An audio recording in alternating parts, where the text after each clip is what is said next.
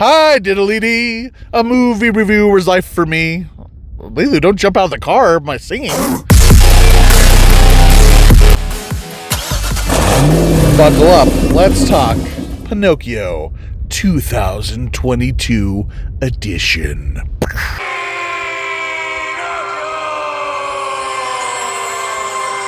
Disney for years has held up their animated films as classics, as masterpieces, sculpted by geniuses, only to be released and then put back into the vault.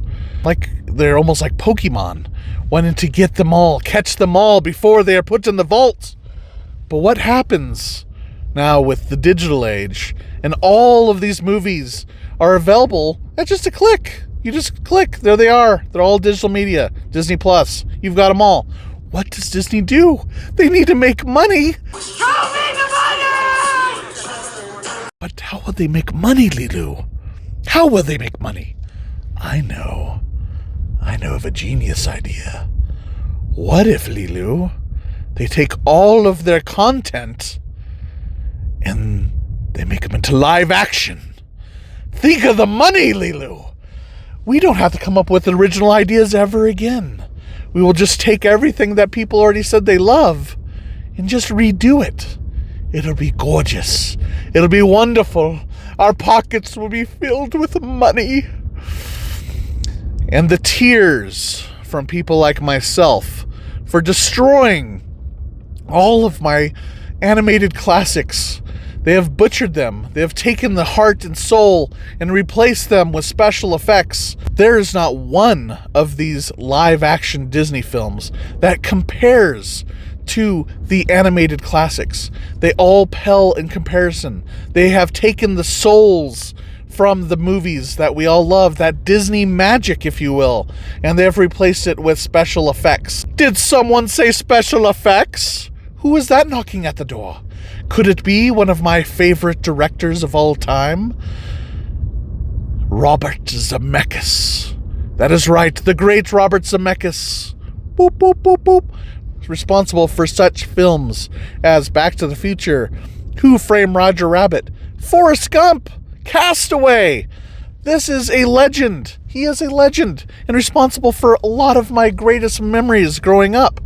But somehow he has been corrupted by this evil CGI. The later half of his career has been filled with these soulless CGI blunders. I'm not saying CGI is a bad thing, but when you're replacing all of the elements of a Disney cartoon, you cannot forget the heart. What does Washington need to get back into this ballgame? Heart. I'm sorry? You gotta have heart. Can you elaborate on that? Miles and miles of heart. You can't forget the magic. And that seems to be the biggest problem with these movies. They forget them, and they are a little bit soulless. And I was hoping Pinocchio would be different, but it isn't. I was actually on board for a little bit. I liked Tom Hanks casting as Geppetto. I thought the beginning scenes, I even didn't mind the Disney IP being crammed down your face with all the clocks. I didn't mind it. I was on board. I was ready to go. And then as soon as he gets captured and put in the cage, that's where things went downhill for me. It's funny. I criticized Disney for not taking chances and being different in these live action movies. But when they decided after this, he gets caught in the cage to do something different, that is where it goes wrong. So perhaps maybe they shouldn't be making these things in the first place. If you're going to deviate from the original story, it has to bring something.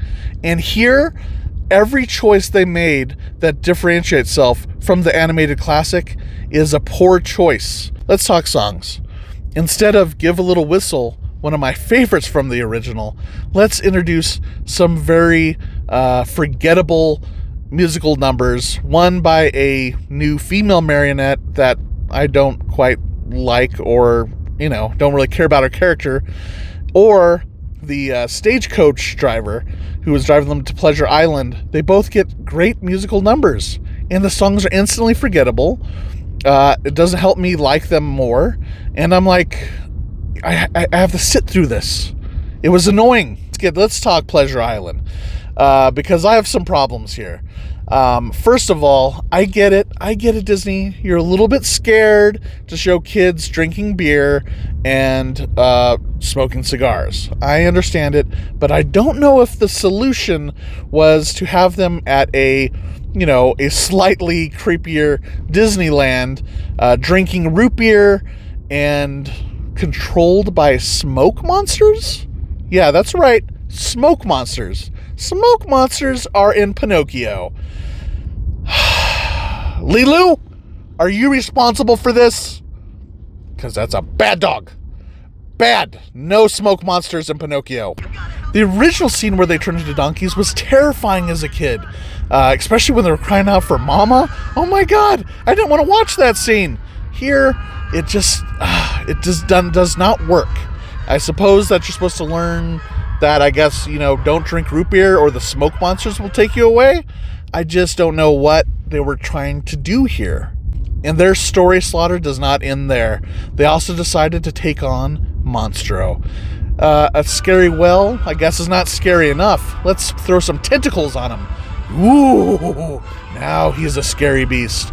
I can tell you, the sound design from the original animated movie was 10 times scarier than anything these tentacles are doing for this, whatever this thing is. When you wish upon a star, you may hope Disney doesn't make remakes of their classics.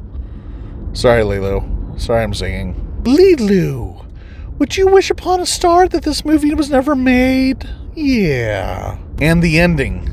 I guess he's gonna stay a wooden boy? What have they done to my Pinocchio? I guess I could analyze it and try to figure out what Disney's doing, but I just don't care. I don't care anymore. I don't care what Disney was doing here. It's not my ending. It just doesn't work. I want my old movie back. Give me my old movie back. Red light! Do not go see this movie. Save yourself some time. Just watch the original. Watch the original with your kids. In fact, I'm pulling this car off the cliff.